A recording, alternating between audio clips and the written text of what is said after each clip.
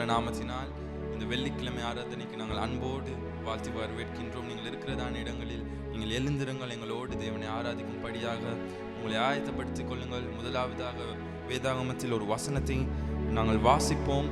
சங்கீதம் 18வது அதிகாரம் 2வது வசனம். நான் ஆங்கில மொழியில் வாசிக்கின்றேன், ஸ்கிரீனில் தமிழில் போடப்படும். எனவே நீங்களும் என்னோடு சேர்ந்து அந்த வசனத்தை வாசிக்க முடியும். The Lord is my rock, my fortress and my deliverer.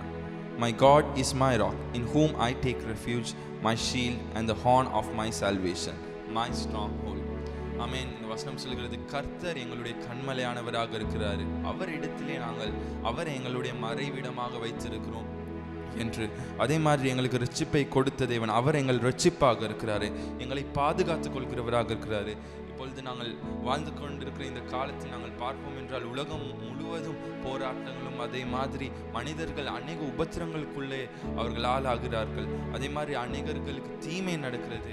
ஆனால் நாங்கள் கர்த்தருடைய பிள்ளைகளாக அவர் எங்கள் கண்மலை என்கிறபடி நாங்கள் அந்த கண்மலை மேலே நாங்கள் நிலையாக இருப்போம் என்றால் ஒருவனாலும் எங்களை அசைக்க முடியாது. எங்கள் ரட்சிப்பான அந்த தேவனை நாங்கள் நோக்கி அவரை நாங்கள் ஆராதிக்கிற நேரத்தில் அவர் எங்களை பாதுகாத்துக் கொள்வார். அவருடைய சிறகுக்குள்ளே அவர் எங்களை மறைத்து அவர் எங்களை சந்தோஷமாக வைத்துக் கொள்வார். எனவே அந்த தேவனை நாங்கள் உற்சாகமாக அந்த நம்பிக்கையோடு அவரை பார்த்து நாங்கள் அவரை பாடி நாங்கள் அவரை உயர்த்துவோமா? உற்சாகமாக கரங்களை தட்டி எங்களுடைய கண்மலையான அந்த தேவனை பார்த்து, நீரே எங்களுடைய மறைவிடம், நீரே எங்கள் கோட்டை என்று அவரை பார்த்து பாடுவோமா? எந்த கண்மலையானவரே, என்னை காக்கும் தெய்வம் நீரே. சொல்லுமா? எந்த என்னை காக்கும் தெய்வம் நீரே, வல்லமை வல்லமை மாட்சிமை நிறைந்தவரே, மகிமைக்கு பாத்திரரே. சொல்லுங்களா? வல்லமை மாட்சிமை நிறைந்தவரே, மகிமைக்கு பாத்திரரே. அவன் கரங்களை தட்டி உற்சாகமாக, ஆராதனை உமக்கே, ஆராதனை உமக்கே, ஆராதனை உமக்கே, ஆராதனை உமக்கே, ஆராதனை உமக்கே, ஆராதனை உமக்கே, ஆராதனை உமக்கே, ஆராதனை உமக்கே. உந்தன் சிறகுகளின் நிழலில் சொல்லுமா, என்றென்றும் மகிழ செய்வீர். உந்தன் சிறகுகளின் நிழலில் என்றென்றும் மகிழ செய்வீர். துயரே தூயவரே என் துணையாளரே, துதிக்கு பாத்திரரே, தூயவர் துணையாளரே, துதிக்கு பாத்திர. உற்சாகமாக அவரை பார்த்து, உமக்கே ஆராதனை, ஆராதனை, ஆராதனை உமக்கே, ஆராதனை உமக்கே, ஆராதனை உமக்கே, ஆராதனை உமக்கே. உற்சாகமாக ஆராதனை உமக்கே, எல்லா துதியும் கனமும் சுவாமி, ஆராதனை உமக்கே, ஆராதனை. சொல்லுமா? எந்த பலவீன நேரங்களில் உம் கிருபை தந்தீரையா. அவரை பார்த்து, எந்த நிறைவானவர் நீர், உம்முடைய பலனை என்னுடைய குறைவில் சம்பூர்ணமாக விளங்க செய்கிறவர். சொல்லுமா? இயேசு ராஜா, இயேசு ராஜா என் பலனா நீர், எதற்கும் பயமில்லையே. இயேசு ராஜா என் பலனா நீர், எதற்கும் பயமில்லை. உற்சாகமாக கரங்களை தட்டி, உமக்கே ஆராதனை, உமக்கே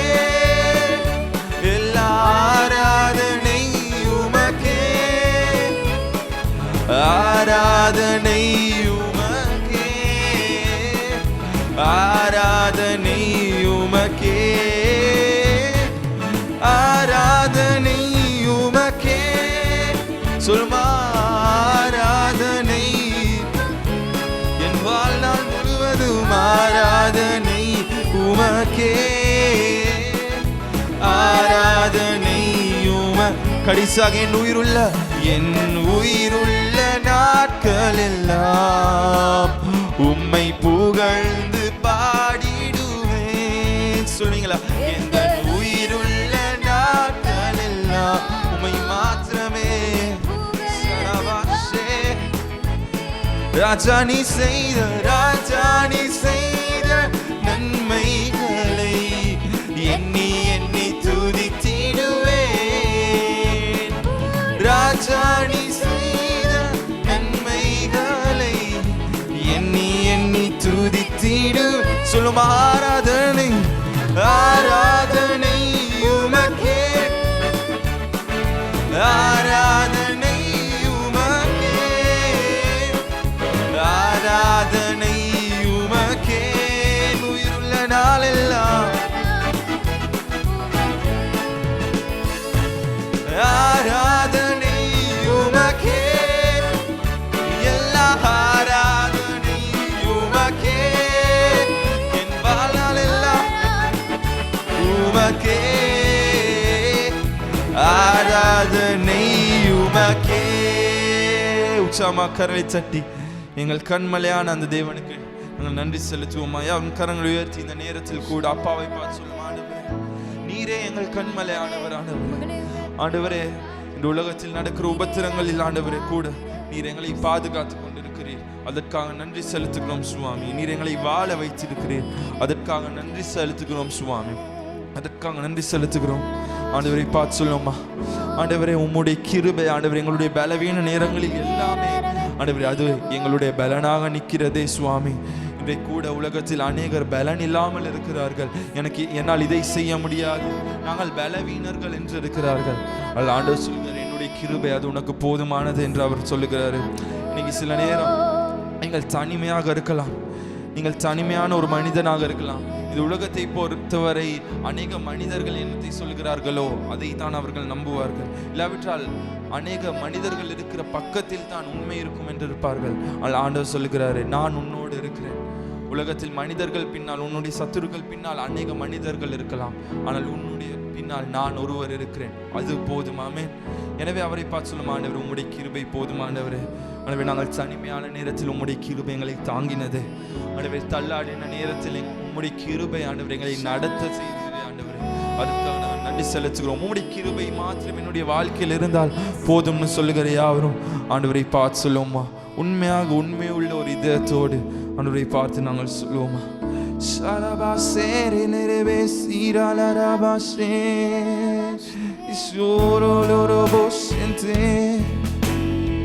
அவரை பார்த்து சொல்லும், ஆண்டவர் உம்முடைய கிருபை மாத்திரம் என்னுடைய வாழ்க்கையில் போதுமானதாக இருக்கிறது சுவாமி, வேறு எதையும் நான் தேடவில்லை. ஆண்டு சொல்கிறார், நன்மையும் கிருபையும் உன்னை தொடரும். நாங்கள் அவரை தேடுகிற நேரத்தில், எனவே நாங்கள் இன்றைக்கு சொல்லும், ஆண்டவர் நாங்கள் மனித பலத்தை தேடவில்லை, உலகத்தின் ஆண்டவர் உயர்வுகளை தேடவில்லை, நாங்கள் உண்மை தேடுகிறோம், உம்முடைய நீதியை தேடுகிறோம். உமக்கு பிரியமுள்ள பிள்ளைகளாக வாழ நாங்கள் எங்களை அர்ப்பணிக்கிறோம். அந்த நேரத்தில் ஆண்டவர் உம்முடைய கிருபையும் சகலமும் எங்களை தொடரும் ஆண்டவர். எனவே அது மாத்திரம் எங்களுடைய வாழ்க்கையில் போதும் என்று அப்பாவை பார்த்து சொல்லுவோம். தனிமையில் அழுத போது தேற்றிட யாரும் இல்ல, தள்ளாடி நடந்த போது தாங்கிட யாரும் இல்ல. தனிமையில் அழுத போது தேற்றிட யாரும் இல்ல, தள்ளாடி நடந்த போது தாங்கிட யாரும் இல்ல. கதறி அழுத நேரத்தில் என் கண்ணீர் துடைத்தது உங்க கிருபை. உங்க கிருபை இல்லனா நானும் இல்ல, உங்க கிருபை இல்லனா நானும் இல்ல. சொல்லுமா, உங்க கிருபை வேண்டுமே, உங்க கிருபை போதுமே. உங்க கிருபை இல்லாம நான் ஒன்றும் இல்லையே.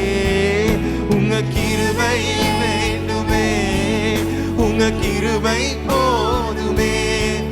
உங்க கிருபை இல்லாம நான் ஒன்றும் இல்லையே. இயேசுவே சொல்லுமா, என்னை அழைத்தவரே, என்னை தொட்டவரே, நீர் இல்லாமல் நான் இல்லையே. என்னை அழைத்தவரே, என்னை தொட்டவரே, நீர் இல்லாமல் நான் இல்லை. அவரை பார்த்து சொல்லுமா, நான் வாழ்வது எல்லாமே உம்முடைய கிருபை இல்லாமல் எதுவுமே இல்லை ஆண்டவரே.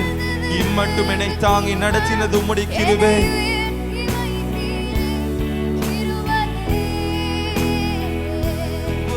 நான் வாழ்வது உங்க கிருபை. நான் வளர்ந்தது என்னை கிருபையே. சொல்லுமா, உங்க கிருபை, உங்க கிருபை போதுமே. உங்க கிருபை இல்லாம நான் ஒன்றும் இல்லையே. உங்க கிருபை வேண்டுமே. உங்க கிருபை இல்லாம நான், உங்க கிருபை வேண்டுமே. உங்க கிருபை வேண்டுமே. உங்க கிருபை போதுமே. உங்க கிருபை இல்லாம நான் ஒன்றும் இல்லையே.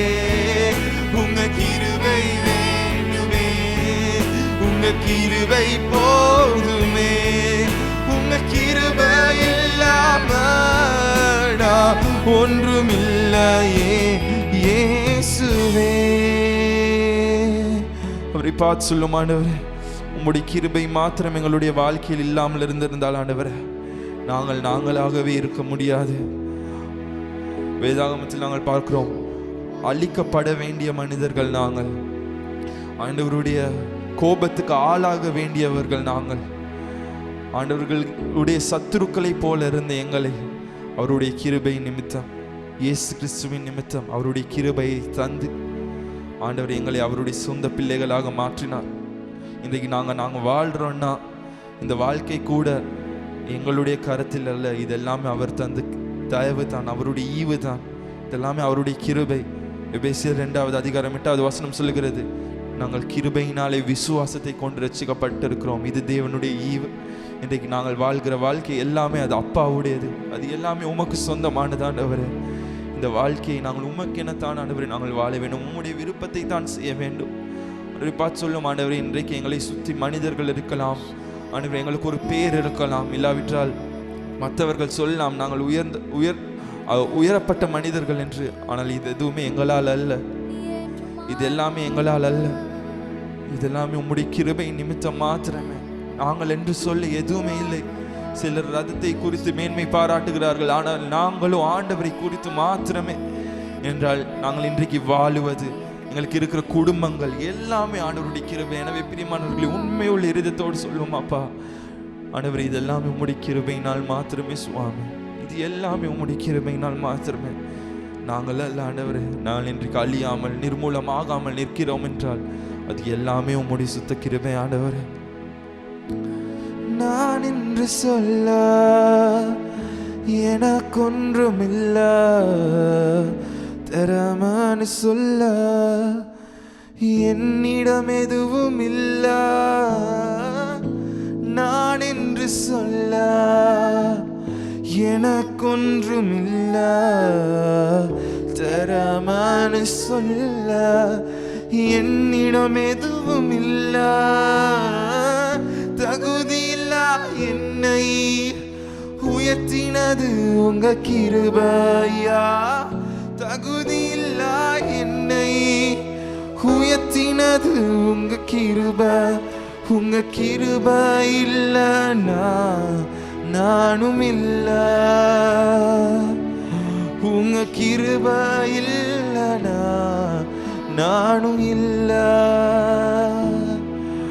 உங்க கிருபை வேண்டுமே, உங்க கிருபை போதுமே. உங்க கிருபை இல்லாம நான் ஒன்றும் இல்லையே. உங்க கிருபை வேண்டுமே, உங்க கிருபை போதுமே. உங்க கிருபை இல்லாம நான் ஒன்றும் இல்லையே இயேசுவே. அன்புள்ள பிதாவே, உமக்கு நன்றி செலுத்துகிறோம். எல்லாவற்றை காட்டிலும் ஆண்டவர் உம்முடைய கிருபைக்காக நன்றி சுவாமி. இன்றைக்கு நாங்கள் வாழ்கிறோம் என்றால், உம்முடைய பிள்ளைகளாக ஆண்டவர் உம்மை அப்பா என்று நாங்கள் கூப்பிடுகிறோம் என்றால், அது எல்லாமே உம்முடைய கிருபையினால் மாத்திரமே. அப்பா, எங்களுடைய வாழ்க்கைகளை ஆண்டவர் உம்முடைய பாதத்தில் வைக்கிறோம். பார்த்து கொண்டிருக்கிற ஒவ்வொருவருடைய வாழ்க்கையும் உம்முடைய கருத்தில் ஒப்புக் கொடுக்கிறோம் சுவாமி. நீரே எங்களுடைய கண்மலை ஆனவர், நீரே எங்களுடைய கோட்டை, நீரே எங்களுடைய மறைவிடம். எனவே நாங்கள் உம்முடைய சிறகுக்குள்ளே நாங்கள் இருக்க விரும்புகிறோம் ஆண்டவரே. சங்கீதம் 91வது அதிகாரம் சொல்கிறது போல் ஆண்டவரே, நாங்கள் உன்னதமானவரின் மறைவில் இருக்க விரும்புகிறோம். ஏனென்றால் ஆண்டவரே, எங்களை சுற்றி ஆண்டவரே உலகத்திலும் நாங்கள் பார்க்கிறோம் ஆண்டவரே. ஆண்டவரே, அம்புகள் ஆண்டவரே எரியப்படுகிறது சுவாமி. எல்லாவற்றிலும் எங்களை தப்புவிக்க வல்லவர் நீர் மாத்திரமே. வாதையிலிருந்து கூட எங்களை தப்புவிக்க வல்லவர் நீர் மாத்திரமே. மனிதனால் ஆகாதது உம்மால் மாத்திரமே கூடும் ஆண்டவர். இன்றைக்கு லைவை பார்த்து கொண்டிருக்கிற மனிதர்கள் கூட ஆண்டவர் அவர்களுடைய வாழ்க்கையில் ஏதோ ஒரு பிரச்சனையை ஆண்டவர் அவர்கள் போய்கொண்டிருக்கலாம். ஆண்டவர் அவர்களுக்கு தேவைகள் இருக்கலாம். இல்லாவிட்டால் ஆண்டவரை எங்கு பார்த்தாலும் ஆண்டவரே அம்புகளும் ஆண்டவரை வாதைகளும் ஆண்டவரை மனிதர்களினால் ஆண்டவர் அவர்களுக்கு ஆண்டவரை பிரச்சனைகளும் ஆண்டவரை துன்மார்க்க நிமித்தம் ஆண்டவர் அவர்களுக்கு உபத்திரங்கள் வருகிறதை போல ஒரு வாழ்க்கையில் ஆண்டவரை எல்லா பக்கமும் ஆண்டவரை அடைந்து வாழ்ந்து கொண்டிருக்கலாம். இயேசுவின் நாமத்தினால் ஆண்டவரே அவர்களுக்கு நீர் அடைக்கலமாக இருந்து சுவாமி அவர்களை நீர் பிரகாசிக்க செய்வீராக. அவர்களுடைய வாழ்க்கைகளை நீர் ஆசீர்வதிப்பீராக ஆண்டவரே. அவர்களுக்கு தேவையான விடுதலையை நீர் கொடுப்பீராக ஆண்டவரே. உமக்கே எல்லா துதிகனும் மகிமையும் செலுத்தி எங்களை தாழ்த்தி ஒப்பு கொடுத்து ஜெபிக்கிறோம் இயேசு கிறிஸ்துவின் ஜீவனுள்ள வல்லமையான நாமத்தின் நல்ல பிதாவே, ஆமென்.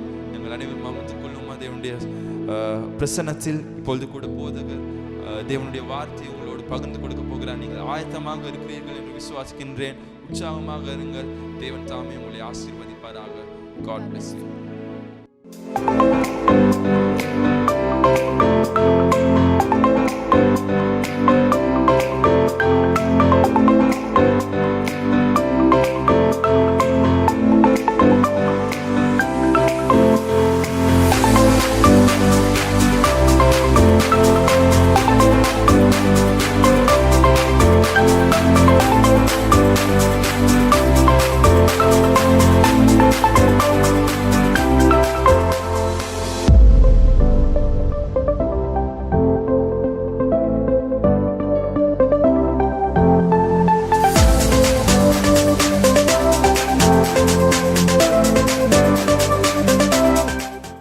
என் அன்பு சகோதர சகோதரிகளே, அருள்நாதர் இயேசுவின் நாமத்தில் என் அன்பின் நல்வாழ்த்துக்கள். உங்கள் யாவரையும் சந்திப்பதில் நான் பெரும் மகிழ்ச்சி அடைகிறேன். இன்றைய ஆராதனையின் தேவ செய்தி உங்கள் வாழ்க்கையை நிச்சயமாய் அடுத்த நிலைக்கு அழைத்து செல்லும் என்பதிலே எந்த சந்தேகமில்லை. உண்மையிலே நாங்கள் இன்னும் சில வாரங்களிலே நம்முடைய ஆலயத்தை திறக்கும்படி இருக்கிறோம். அப்போது நாம் உங்களை சந்திக்கப்படி இருக்கிறோம். ஆகவே இந்த ஆலயத்தை திறந்து நாம் நம்முடைய வாழ்க்கையை அன்றாட வாழ்க்கையை ஆரம்பிக்க முதல்ல இந்த வேத பாடம், இந்த தேவ செய்தி உங்கள் வாழ்க்கைக்கு மிக முக்கியமானது. எனவே தான் மிகவும் ஆர்வத்தோடு ஜெபத்தோடு இதை உங்கள் மத்தியிலே நான் பகிர்ந்து கொடுக்கிறேன். இந்த செய்தியை பார்ப்பது மாத்திரமல்ல, யாராவது ஒரு நபர் பிரயோஜனப்பட வேண்டும், ஆசீர்வதிக்கப்பட வேண்டும், நன்றாக இருக்க வேண்டும் என்று நினைத்தால் கட்டாயம் இந்த செய்தியை அவருக்கும் அறிவிங்கள். அவருடைய வாழ்க்கையிலும் இது பெரிய ஆசீர்வாதத்தை உண்டாக்கும் என்பதிலே எந்த சந்தேகமில்லை. நாம் அனைவரும் எழுந்திருந்து நாம் ஜெபம் செய்வோம். நல்ல பிதாவே, இந்த அருமையான நாளுக்காக நன்றி. நீ நம்மோடு பேசுகிற தேவன். இன்று உம்முடைய அருமையான வார்த்தையினாலே நீ நம்மை பேசி நீ விடுதலை செய்யும்படிக்கப்படியா ஸ்தோத்திரம். பரிசுத்த ஆவியானவரே, நீர் பிதாவின் சித்தத்தை அவருடைய இருதயத்தில் இருப்பவர்களை நம் இருதயத்துக்கு கொண்டு வந்து கொடுக்க போவதற்காக ஸ்தோத்திரம். ஒவ்வொருவரும் தேவ பிரசன்னத்தை உணரட்டும். பிதா உமக்கே இந்த ஆராதனையினால் கிடைக்கிற எல்லா மகிமையும் உண்டாகட்டும். இயேசுவின் நாமத்தில் ஜெபிக்கிறேன் நல்ல பிதாவே, ஆமென். உட்காரலாம் தேவனுடைய சமூகத்தில். இன்று நாம் பார்க்க போகிற தலைப்பு ஜெபத்தின் வல்லமை. The power of prayer. ஜெபத்தின் வல்லமை பற்றி நாம் பார்க்கும்படி இருக்கோம். லூக்காவின் புத்தகம் 3ஆம் அதிகாரம் 21, 22 வசனங்கள். Luke chapter 3 verse 21 and 22. ஜனங்கள் எல்லாரும் ஞானஸ்தானம் பெற்ற போது இயேசுவும் ஞானஸ்தானம் பெற்று ஜெபம் பண்ணுகையில் வானம் திறக்கப்பட்டது. பரிசுத்த ஆவியானவர் ரூபம் கொண்டு புறாவை போல அவர் மேல் இறங்கினார். வானத்திலிருந்து ஒரு சத்தம் உண்டாகி, நீர் என்னுடைய நேசகுமாரன், உண்மையில் பிரியமாயிருக்கிறேன் என்று உரைத்தது. என் அன்பு சகோதரனே, இயேசு கிறிஸ்து ஞானஸ்தானம் எடுத்தார். அந்த நேரத்தில் திரளான ஜனங்களும் ஞானஸ்தானம் எடுத்தார்கள். ஆனால் யோவான் எல்லாருக்கும் ஞானஸ்தானம் கொடுத்த பொழுது எதுவுமே நடக்கவில்லை. ஆனால் இயேசு ஞானஸ்தானம் எடுத்த உடனே ஒரு காரியம் நடந்தது. ஆனால் அந்த காரியத்துக்கும் இயேசு ஞானஸ்தானத்துக்கு இடையிலே ஒரு முக்கிய சம்பவம் நடந்தது. அதே தான் வேதம் சொல்லுது. இயேசு ஞானஸ்தானம் பெற்று அவர் ஜெபம் பண்ணுகையில் எல்லாரும் ஞானஸ்தானம் பெற்றார்கள். ஆனால் இயேசு மாத்திரம் ஞானஸ்தானம் பெற்று அவர் ஜெபம் பண்ணும் பொழுது வெளிப்படையான தேவ பிரசன்னம் வந்தது. வெளிப்படையாகவே பரிசுத்தவன ரூபம் கொண்டு எல்லாரும் காணத்தக்கதாக, எல்லாரும் கேட்கத்தக்கதாக தேவன் பேச ஆரம்பித்தார். இவர் என் நேசகுமாரன், இவரில் பிரியமாயிருக்கேன். இது ஞானஸ்தானத்தினால் மட்டும் உண்டாகவில்லை, இது நடந்தது ஜெபத்தினாலே. இவர் எனக்கு பிரியமானவர். தானியேலை பாருங்கள், அவன் தினமும் 3 வேளை ஜெபம் பண்ணினான். எனவே வேதம் சொல்லுது தானியேல் எனக்கு பிரியமானவன் என்று. ஆகவே தேவனுக்கு பிரியமானவர்களாக இருக்க வேண்டும் என்றால் நானும் நீங்களும் ஜெபம் செய்யத்தான் வேண்டும். இயேசுவின் ஜெப வாழ்க்கையை பற்றி நாம் படிக்கும்படி இருக்கோம். இயேசு தனியே ஜெபித்தார். இயேசு இருட்டோடு ஜெபித்தார். இயேசு ஊக்கமாய் ஜெபித்தார். இயேசு முழங்காலிருந்து ஜெபித்தார். இயேசு விடியற்காலே ஜெபித்தார். இயேசு முழுகவும் ஜெபித்தார். கெத்சமனே தோட்டத்திலே வேர்வைகள் இரத்த துளிகளாய் விழுற அளவுக்கு அவர் ஜெபம் பண்ணார். இயேசு ஊக்கத்தோடு ஜெபித்தார். இயேசு கிறிஸ்துவுக்கு தன்னுடைய ஊழியத்தை, பிதா கொடுத்த ஊழியத்தை, திட்டத்தை நிறைவேற்ற அவருக்கே ஜெபம் அவசியம் என்றால், அந்த தேவகுமாரனுக்கு அவசியம் என்றால், அந்த உலக நாயகன், உலக இரட்சகருக்கே அது அவசியம் என்றால், உங்களுக்கு எனக்கும் அந்த தகப்பண்ட வேலை செய்து முடிக்க, இந்த பூமியிலே வெற்றியாய் வாழ ஜெபம் மிகவும் அவசியமானது. இயேசு ஞானஸ்தானம் பெற்ற உடனே பிதாவை நோக்கி ஜெபம் பண்ணினார். ஏன் அவர் ஞானஸ்தானம் எடுத்த உடனே பிதாவை நோக்கி ஜெபித்தார் என்றால், இயேசு அறிந்திருந்தார் ஜெபம் இல்லாமல் பிதா எனக்கு கொடுத்த அந்த ஊழியத்தை நிறைவேற்ற முடியாது. எனவே 40 நாட்கள் அவர் வனாந்திரத்துக்கு சென்றார். பரிசுத்த ஆவியானவர் அவரை அழைத்து சென்றார் ஜெபம் பண்ணும்படியாக. எனவேதான் அந்த வனாந்திரத்தில் ஜெபத்துக்கு பின்பு அவர் வந்த உடனே இருந்து அவருடைய ஊழியம் அற்புதங்கள்னாலே, அதிசயங்கள்னாலே, வல்லமையினாலே நிறைந்த வெற்றி ஊழியமாய் இருந்தது. நானும் நீங்களும் வெற்றி வாழ்க்கையை வாழ வேண்டும் என்றால் ஜெபம் தான் ஜெயத்தை கொடுக்கும். மனிதனை தேவன் படைத்த பொழுது அவனுடைய வாழ்க்கையிலும் ஜெப வாழ்க்கையை நியமித்தார். இந்த ஜெபம் இருந்தால்தான் இந்த பூமியிலே ஒரு மனிதன் சுகமாய் வாழ முடியும். இன்றைக்கு நம் சபைக்கும் ஜெபம் அவசியம். நம்முடைய வீடுகளில் ஜெபம் அவசியம். நம்முடைய வியாபாரத்திலே ஜெபம் அவசியம். நம்முடைய தொழிலே ஜெபம் அவசியம். நமக்கு ஜெபிக்கிற மனிதர்கள் நம்முடைய ஆலயங்களிலே தேவைப்படுகிறார்கள். இயேசு மனிதனாக வந்தார். அவரே பிதா கொடுத்த ஊழியத்தை ஜெபிக்க, அவரை செய்து முடிக்க ஜெபம் மிக அவசியமாயிருந்தது. இந்த ஆதாம் ஏவாள் அவர்களுடைய வாழ்க்கையை தேவன் படைத்து அவளுக்கு ஒரு ஜெப வாழ்க்கையை நியமித்தார். ஆதியாகமம் 3ஆம் அதிகாரம் 8ஆம் வசனம் சொல்லுது. ஆதியாகமம் Genesis chapter 3 verse 8. பகலில் குளிர்ச்சியான வேளையிலே தோட்டத்தில் உலாவுகிற தேவனாகிய கர்த்தருடைய சத்தத்தை அவர்கள் கேட்டார்கள். வேதம் சொல்லுகிறது, தேவன் பகலில் குளிர்ச்சியான நேரத்தில், அதாவது மாலை நேரத்தில், ஒவ்வொரு நாளும் தினமும் என் தேவன் அந்த தோட்டத்துக்கு இறங்கி வந்து அவர் உலாவ ஆரம்பித்தார். உலாவினார் என்று தான் வேதம் சொல்லுது. அவர் ஓடவில்லை, அவர் ஜாகிங் செல்லவில்லை, அவர் உலாவுற சத்தத்தை கேட்டார்கள். தினமும் தேவன் மனிதர்களோடு, அந்த ஆதாம் ஏவாளோடு அவர் வந்து பேச ஆரம்பித்தார். என் அன்பு சகோதர சகோதரியே, சிருஷ்டி கர்த்தரும் சிருஷ்டியும் ஒன்றாய் நடந்தால் அது எப்படி இருக்கும்? சிருஷ்டி கர்த்தரும் சிருஷ்டியும் கரம் பிடித்து ஒன்றாய் நடக்கிற நேரம் தான் ஜெப நேரம். சிருஷ்டி கர்த்தரும் சிருஷ்டியும் நண்பர்களாம், அதுதான் ஜெபம். சிருஷ்டி கர்த்தரும் சிருஷ்டியும் இனிமையான ஒரு நேரத்தை கழிப்பதுதான் ஜெபம். என் அன்பு சகோதரனே, தினமும் ஜெபிப்பதும், தினமும் தேவனோடு பேசுவதும், தினமும் தேவனை தேடுவது, அது உறுதியான வல்லமையான ஒரு உறவை நமக்கு பிதாவோடு கொடுக்கிறது. இது தினமும் தேவனோடு நடப்பதாகும். தினமும் தேவனோடு நடப்பது என்பது தினமும் தேவனோடு பேசுவது. ஹல்லேலூயா. தேவன் உலாவுற சத்தத்தை அவர்கள் தோட்டத்தில் கேட்டார்கள். வேதம் சொல்லவில்லை வானத்தில் கேட்டார்கள், பரலோகத்தில் கேட்டார்கள் என்று வேதம் சொல்லவில்லை. தேவன் உலாவுற சத்தத்தை அவர்கள் தோட்டத்திலே, அவர்கள் இருக்கிற இடத்திலே அவர்கள் கேட்டார்கள். நாம் ஜெபிக்கும் பொழுது எங்கள் தேவனை நாம் பரலோகத்தில் தேட வேண்டிய அவசியம் இல்லை. நாம் ஜெபிக்கும்படி தீர்மானம் எடுத்து முழங்காலிட்டால், அல்லது நாம் எழுந்து ஜெபிக்க வேண்டும் நிற்கும் பொழுது, நாம் எந்த இடத்தில் இருந்தாலும் அந்த சிருஷ்டி கர்த்தர், என் தகப்பன், என் அப்பன், அவர் இறங்கி அந்த இடத்துக்கு வருவார். ஹல்லேலூயா. நீ எந்த இடத்துல, எந்த மூலையிலே, ஓலை குடிசையிலிருந்து நீ ஜெபிக்க வேணும் என்று சொல்லி ஜெபத்தை ஆரம்பிக்கும் பொழுது, அந்த பரலோக தேவன் நீ இருக்கிற இடத்திற்கு அவர் இறங்கி வருவார். அதுதான் ஜெபம். நீயும் தேவனும் கரம் பிடித்து நடக்கிற ஒரு இன்ப நேரம். பகலில் குளிர்ச்சியான வேலையிலே தேவன் உலாவ ஆரம்பிக்கிறார். ஜெபிக்கிற இடத்தில் தான் ஒரு புத்துணர்ச்சி, ஒரு குளிர்ச்சி, ஒரு சூட்டின் தன்மை நீங்கும்.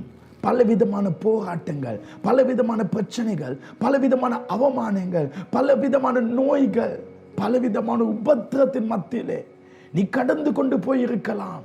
ஆனால் நீ ஜெப நேரத்துக்குள் வரும் பொழுது அந்த எல்லா சூடும் தனியும், எல்லா கோபங்களும், எல்லா பயமும், எல்லா பிரச்சனைகளும் தணிந்து நீ ஒரு இளைப்பாறுதலுக்குள் வருவாய். வேதம் என்ன சொல்லுது? வருத்தப்பட்டு பாகம் சுமக்கிற எல்லாரும் என்னிடத்தில் வாங்க, என்னிடத்தில் வாங்கல் என்றால் நீ என்னை நோக்கி கூப்பிடு, அப்பொழுது நான் உனக்கு உத்தரவு கொடுப்பேன், நான் உனக்கு இளைப்பாறுதலை தருவேன். ஒரு இளைப்பாறுதல் நடக்கிற இடம். தேவன் சொல்லுகிறார், நீ என்னுடன் பேசினால் நான் அந்த இடத்துக்கு வருவேன். நீ என்னோடு பேசினால் சர்ப்பத்துக்கு செவி கொடுக்க வேண்டி வராது. நீ என்னோட பேசிக்கொண்டிருந்தால் நீ ஆசீர்வாதங்களை இழக்க வேண்டி வராது. நீ என்னோட பேசிக்கொண்டிருந்தால் நீ சோதனைக்கு அகப்பட மாட்டாய். எனவே தான் இயேசு சொன்னார், 3 முறை சொன்னார், நீங்கள் சோதனைக்கு உட்படாமல் இருக்கும்படி நீங்கள் ஜெபிங்க. ஜெபிக்கிற மனிதன் சோதனைகளை ஜெயிப்பான். ஹல்லேலூயா. ஆதாமும் ஏவாளும் அப்படி தேவனோடு என்னதான் பேசினாங்க? அது ஒரு முக்கியமான கேள்வி. ஏன்னா அவங்களுக்கு பிள்ளைகள் இல்லை, அவங்க வாழ்க்கையில் பிரச்சனை இல்லை, அவங்க வாழ்க்கையில் வியாதி இல்லை, அவங்க வாழ்க்கையில் கடன் தொலை இல்லை, அக்கம் பக்கத்து ஆள்னால பிரச்சனைகள் இல்லை. அப்படின்னு அவங்க என்ன பேசினாங்க? உண்மையில் ஜெபத்துக்கும் பிரச்சனைக்கும் சம்மந்தமே இல்லை. ஜெபத்துக்கும் வறுமைக்கு சம்மந்தம் இல்லை. ஜெபம் என்பது தேவனோடு முழுமையாக தொடர்பு கொள்வதாகும். ஜெபம் என்பது தேவனோடு சேர்ந்து வாழுகிற வாழ்க்கை, முழுமையாக தேவனோடு இருப்பதாகும். அனைத்தையும் விட நீரே எனக்கு முக்கியம் என்று சொல்வதுதான் அவருக்கு நேரத்தை கொடுப்பதின் அர்த்தமாகும். இன்று மனிதர்கள் பிரச்சனை வரும் வரை, போராட்டங்கள் தோல்விகள் வரும் வரை காத்திருப்பவர்கள் ஜெபம் பண்ண. நீங்கள் ஜெபத்தில் இருந்தால் இப்படிப்பட்ட போராட்டங்களோ இப்படிப்பட்ட சோதனைகளோ உங்களுக்கு வராது. எனவே தான் இயேசு என்ன சொன்னார்? நீங்கள் சோதனைக்கு உட்படாமல் இருக்க, நீ சோதனைக்குள்ள போகாமல் இருக்க ஜெபம் பண்ணு. நாம் என்ன பண்றோம்? பிரச்சனை வந்தோன்னு ஜெபிக்க ஆரம்பிக்கும். ஆனா பைபிள் சொல்லுது, நீ பிரச்சனையை சந்திக்காமல் இருக்க, பிரச்சனையை தடுத்து நிறுத்த நீ ஜெபம் பண்ணு. ஹல்லேலூயா. நான் முதலாவது என் வாழ்க்கையிலே முதல் வேலை என்னன்னு கேட்டக்கு அது தேவனோடு தொடர்பு கொள்வதாகும், தேவனோடு சேர்ந்து வாழ்வதாகும். அதுதான் என்னுடைய உங்கள் வாழ்க்கையிலே ஒரு பிரதான வேலையா வச்சுக்கொள்ள வேணும். தலை போனாலும் ஜப நேரத்தை தலை நேரமா மதிங்க. அது உங்க வாழ்க்கைய கட்டி எழுப்பும், உங்க வாழ்க்கைய அது தூக்கி தூக்கி மேலே கொண்டு போகும். அல்லேலூயான்னு சொல்லுங்கள். ஆமென். வேதத்தின் இன்னொரு வசனத்தை வாசிக்கலாம். யோவானின் புத்தகம் 17ஆம் அதிகாரம் 11ஆம் வசனத்தில் 2வது பகுதி, பி பகுதி. John chapter 17 verse 11 B part. பரிசுத்த பிதாவே, நீர் எனக்கு தந்தவர்கள் நம்மை போல ஒன்றாயிருக்கும்படி நீர் அவர்களை உம்முடைய நாமத்தினால் காத்துக்கொள்ளும். பிதா இயேசு என்ன சொல்றாரு? பிதாவே, நான் நீங்களும் கண்டிப்பாக ஒன்றா இருக்கோம். ஆமா, ஜெபம் என்ன செய்து இயேசுவையும் பிதாவும் ஒன்றாக்குது. இப்ப இயேசு என்ன ஜெபிக்காரு? இந்த சீசலுக்காக ஜெபிக்காரு, நமக்காக ஜெபிக்காரு. எப்படி இயேசுவும் பிதாவும் ஒன்றா இருக்காங்களோ அதே மாதிரி பிதாவே அவங்க உங்களோட பிதாவோட ஒன்றா இருக்க வேண்டும். ஜெபம் என்னையும் பிதாவையும் ஒன்றா சேர்க்குது. அதனால தான் சொன்னேன், ஜெபத்துக்கும் பிரச்சனைக்கும் சம்மதம் இல்லை. நான் ஜெபிக்கும் பொழுது பிதாவோடு சேர்ந்து கொள்கிறேன். எனவே என்னை பிரச்சனை அணுக முடியாது, நான் வெற்றி வாழ்க்கை வாழுகிறேன். இதே 17ஆம் அதிகாரம் 21ஆம் வசனம், 22ஆம் வசனம், 23ஆம் வசனத்திலையும் இயேசு அடிக்கடி சொல்றார், இவர்கள் ஒன்றாய் இருக்க வேண்டிக் கொள்கிறேன். உண்மையான ஜெபம் என்பது நாம் கேட்பவைகளை பெற்றுக்கொள்வதல்ல, நானும் பிதாவும் ஒன்றாகுவது. அதுதான் ஜெபம். என் குணங்கள் பிதாவின் குணங்களை போல் மாறுகிறது, என் எண்ணங்கள் பிதாவின் குணத்தை போல் மாறுகிறது. பிதாவுடன் ஒன்றாகி அவரை போல மாறி, அவரை போல சிந்தித்து, அவரை போல நேசித்து, அவர்களை போல மற்றவர்களை மன்னித்து, அவருக்காக வாழ்ந்து அவருக்காக சேவை செய்வதாகும். அதுதான் ஜெபம். ஜெபிக்கிற மனிதன் பிதாவை போல மாறான். எனவேதான் ஜெபிக்கிற மனிதன் வல்லமையான மனிதன். ஹல்லேலூயா. prayer man, அவன் power man. ஜெபிக்கிற மனிதன் கண்டவன் ஏன் வல்லமை கிட்டான்? அவன் பிதாவாய் மாறான், அவன் தேவனாய் மாறான், அவன் தேவனோடு இணைய ஆரம்பிக்கிறான். காரணம், நானும் அவரும் ஒன்றாய் இருக்கிறோம். இயேசு அதுதான் ஜெபித்தார். இயேசு ஜெபிக்க ஜெபிக்க அவர் பிதாவோடு ஒன்றானார். நானும் நீங்களும் ஜெபிக்க ஜெபிக்க பிதாவோடு ஒன்றாகிறோம். எனவே எங்க காரியங்கள் லேசா முடியுது. நாங்க நினைக்கிறோம் நம்ம ஜெபிக்கிறனால லேசா முடிகிறதுக்கு ஜெபிக்க இல்லை, நாங்க பிதாவோடு ஒன்றாகிறோம். எனவே தான் பிரச்சனையை ஜெயிக்கும். ஏன் எங்க வாழ்க்கையில பிரச்சனை முடியுது ஜெபிச்ச பிறகு? நான் ஜெபிப்பது பிரச்சனை நீங்க அல்ல, நான் ஜெபிப்பதனால பிதாவோடு ஒன்றாய் சேர்றேன். நான் பிதாவோடு ஒன்றாய் சேர்ந்தோன்னா பிரச்சனை சுபகமாய் முடிக்கிறது. இயேசு ஜெப வாழ்க்கையை ஒருபோதும் கற்றுக் கொடுக்கவில்லை. இயேசு கிறிஸ்து ஜெப வாழ்க்கையை அவர் கற்றுக் கொடுக்கவில்லை. அவர் ஜெப வாழ்க்கையை எனக்காக உங்களுக்காக அவர் வாழ்ந்து காட்டினார். உலக இரட்சகர், சர்வலோகத்துக்கு அதிபதி, அந்த தேவகுமாரன் ஜெபிப்பது எப்படின்னு எனக்கும் உங்களுக்கும் அவர் செய்து காட்டினார். என் ஜெபத்தின் நோக்கமே பிதாவோடு ஒன்றாக இருப்பது. இன்றைக்கு நான் ஜெபிக்க வேணும், ஏன்னா நான் பிதாவோடு ஒன்றாக சேர்ந்திருக்கணும். நீங்க ஜெபிக்க வேணும், ஏன்னா பிதாவோடு ஒன்றாய் சேர்ந்துக்கணும். அந்த ஜெபம் தான் உங்க வாழ்க்கைய உயர்த்தி மேல கொண்டு போய் உன்னதத்தில் வைக்கும். ஹல்லேலூயான்னு சொல்லுங்கள். எபிரேயர் புத்தகம் 5ஆம் அதிகாரம் 7-9 வரை. Hebrew chapter 5 verse 7-9. அவர் மாமிசத்தில் இருந்த நாட்களில் தம்மை மரணத்தினின்று ரட்சிக்க வல்லமை உள்ளவரை நோக்கி பலத்த சத்தத்தோடும் கண்ணீரோடும் விண்ணப்பம் பண்ணி வேண்டுதல் செய்து நமக்கு உண்டான பயபக்தி நிமித்தம் கேட்கப்பட்டு. இதை விளக்கப்படுத்திட்டு அடுத்த வருஷம் இயேசு மாமிசத்தில் இருந்தார். அந்த நேரத்தில் தம்மை மரணத்திலிருந்து ரட்சிக்க வல்லவரான, அதாவது பிதாவிடத்தில் அவர் பலத்த சத்தமாய், அவர் சத்தமாய் ஜெபித்தார். அவர் சிலுவை மரணத்துக்கு போகும் முதல் அவர் சத்தமாய் ஜெபித்தார். இந்த விதமாய் எந்த இடத்திலும் ஜெபிக்கவில்லை. அவர் சத்தமாய் ஜெபித்தார், கண்ணீரோடு ஜெபித்தார், கண்ணீரோடு விண்ணப்பம் பண்ணி வேண்டுதல் செய்து அவர் ஜெபம் செய்ய ஆரம்பித்தார். அவர் ஊக்கத்தோடு ஜெபிக்க ஆரம்பித்தார். ஏன் அவர் அப்படி ஜெபம் பண்ணினார் என்பது உங்களுக்கு விளக்கப்படுத்துறேன். 8ஆம் வசனம். அவர் தேவகுமாரனாயிருந்தும் பட்ட பாடுகளினாலே கீழ்ப்படுதலை கற்றுக்கொண்டு, 9ஆம் வசனம், தாம் பூரணரான பின்பு. ஆமென். 9ஆம் வசனம் சொல்லுது தாம் பூரணரான பின்பு. 7ஆம் வசனம், அவர் கண்ணீரோடு ஜெபித்தார், பெருமூச்சு விட்டு ஜெபித்தார், அவர் கதறி கதறி ஜெபித்தார். அந்த ஜெபத்துக்கு பிறகு என்ன நடந்துச்சு? அவர் பூரணரானார். அப்ப ஜெபம் தான் என் இயேசுவை பூரணத்துக்குள்ளே கொண்டு வந்தது. பலத்த சத்தத்தோடு கண்ணீரோடு விண்ணப்பம் பண்ணி வேண்டுதல் செய்த பின்பு அவர் முன்பு இருந்தது போல இப்ப இருக்கவில்லை. ஏன்னா சிலுவை மரணத்துக்கு முதல்ல அவர் இருந்தது போல சிலுவை மரணத்துக்கு பிறகு இருக்கவில்லை. ஏன்னா அந்த 2 கடல ஜெபம் வந்திருக்கு. அவர் இப்ப பிதாவின் சித்தத்தை செய்து முடித்தவராக இருந்தார். ஹல்லேலூயா. இயேசு பலத்த சத்தத்தோடு கண்ணீரோடு விண்ணப்பம் பண்ணி வேண்டுதல் செய்தார். நாம பலத்த சத்தத்தோடு கண்ணீரோடு விண்ணப்பம் பண்ணி வேண்டுதல் செய்யும் போது நம்முடைய குழப்பங்கள் நீங்கி ஒரு குளிர்ச்சியான நிலையை அடைந்து நாம் எப்படி இருக்க வேண்டும், எந்த நிலையை அடைய வேண்டும் என தேவன் விரும்புகிறாரோ அந்த நிலையை நீங்களும் அடைந்திருப்போம். பிதாவின் சித்தம் நடக்க வேண்டும்னு சொன்னாங்க. அந்த சித்தத்தை எதால செஞ்சாங்கன்னா அவர் ஜெபத்தில் செஞ்சு முடிச்சாங்க. நீங்களும் நானும் எப்படிப்பட்ட வாழ்க்கை இந்த பூமியில வாழணும், எந்த நிலையில் இருக்க வேண்டும் பிதாவின்பார். அவர் சொல்றார், நீ வாளாக மாட்டாய், நீ தலையா இருப்பாய், நீ கீழாக மாட்டாய், நீ மேல இருப்பாய், எனக்காக 1000 லட்ச லட்ச ஆத்துமக்களை ஆதாயம் பண்ணுவாய். அவர் சொன்ன அத்தனையும் பூரணமாகும் ஜெபத்தினால தான். அப்ப பைபிள் சொல்லுது 9ஆம் வசனம், அவர் பூரணரான பின்பு. அதுவரை பூரணத்துவத்துக்கு வரவில்லை. அதாவது எது?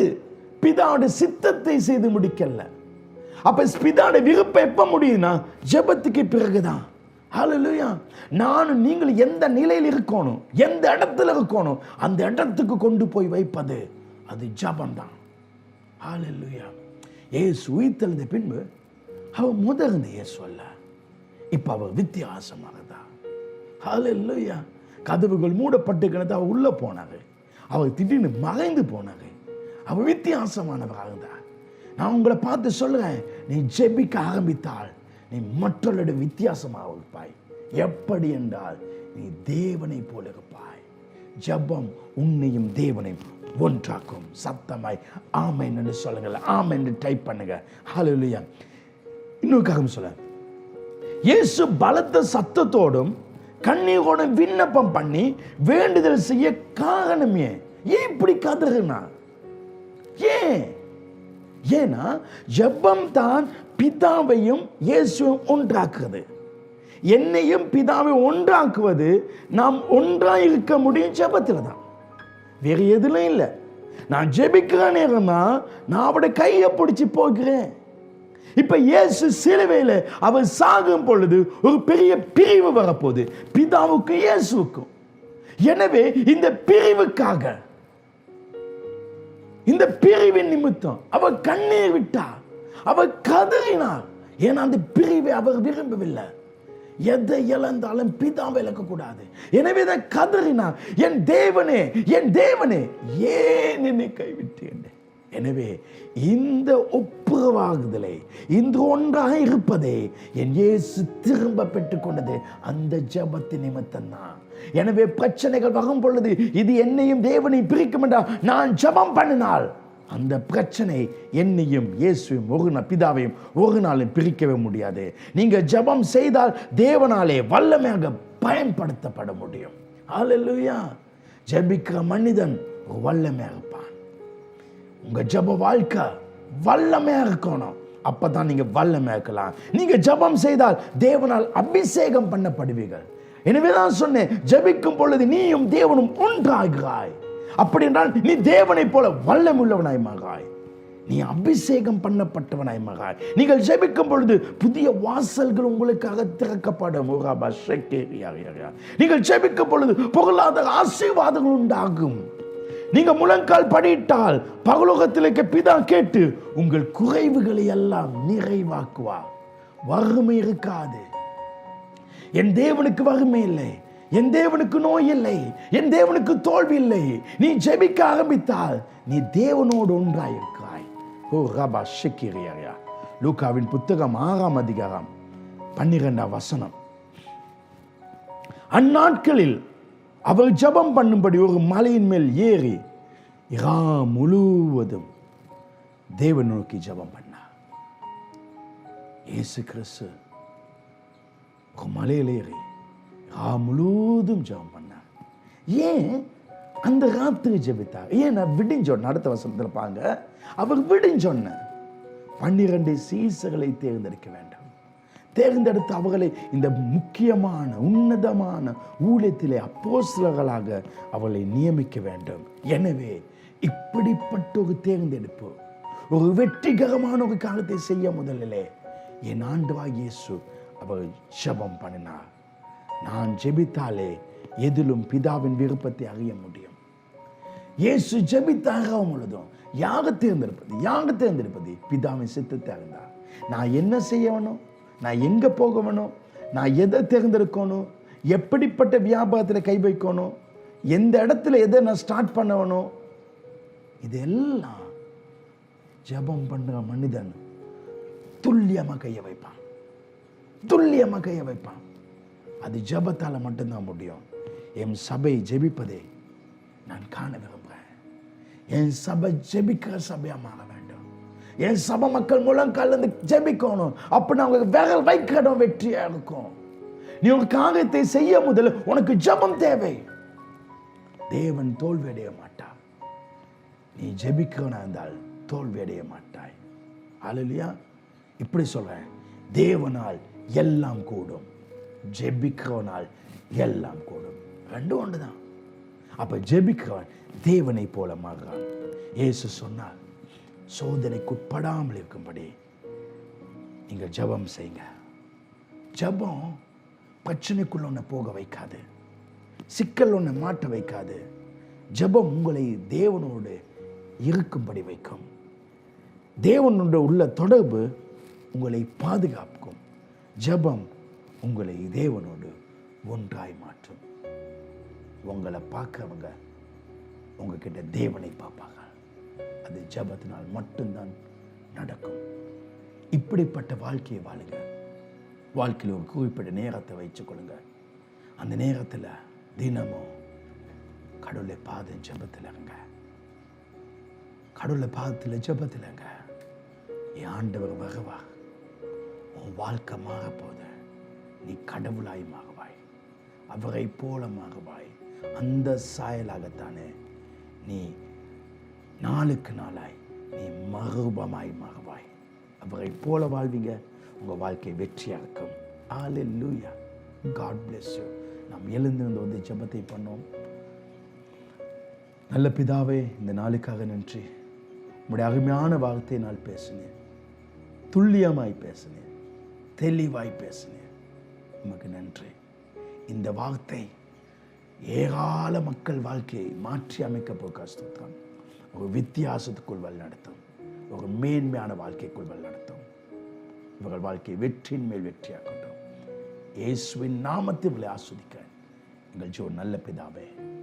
ஆமென், ஆமென். அப்படியே ஒரு நிமிஷம் எழுந்து நில்லுங்கள். யாரும் உட்கார வேண்டாம், அங்கே இங்கே போக வேண்டாம். நாம் மிகவும் சீக்கிரத்தில் நம்முடைய திருச்சபையை ஆரம்பிக்கும்படி இருக்கிறோம்.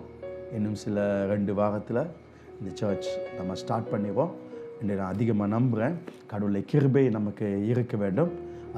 உண்மையில் என் சபை மக்களுக்கு நான் ரொம்ப நன்றி சொல்கிறேன். எனக்கு கடவுள் கொடுத்த ஒரு உன்னதமான மேன்மையான மக்கள் எனக்கு கொடுத்துருக்காங்க. ஏன்னா இந்த நாட்களில் நான் எங்கள் சர்ச் மாத வாடகை, அநேக சம்பளங்கள், அநேக தேவைகள் இருந்த பல லட்சங்கள். ஆனால் பாங்க, நம்ம சபை மக்கள் எவ்வளோ தாராள குணம் உள்ளவர்கள். உற்சாகமாய் பல கொடுத்தாங்க. பெரிய பெரிய வியாபாரிகள், பெரிய பெரிய பிஸ்னஸ் செய்வங்க அவங்களுக்கு கொடுக்க முடியாமல் போயிட்டு. ஏன்னா அவங்களுக்கு நிறைய கமிட்மெண்ட், அவங்களுக்கு நிறைய வேலைகள் இருந்துக்கு, அவங்க ரொம்ப கஷ்டத்தில் இருந்துக்காங்க.